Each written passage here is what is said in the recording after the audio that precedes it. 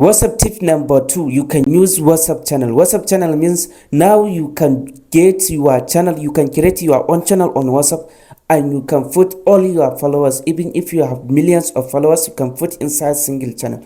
Also, you can follow your favorite TV shows or topics.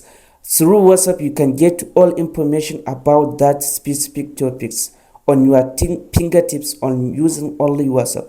So guys, what do you think about this channel? Do you ever create your own channel or no? Are you interested on this new cool feature or no? Let me know inside the comment section. Also, this channel can give you some experience about more updates about specific topic on you, and also it comes with privacy, which no one know you are inside this channel because it hides your phone number and your names, so only members can see on the followers. Or if you see that channel on WhatsApp, you can only see how many followers inside channel without showing any person specific his phone number or photos.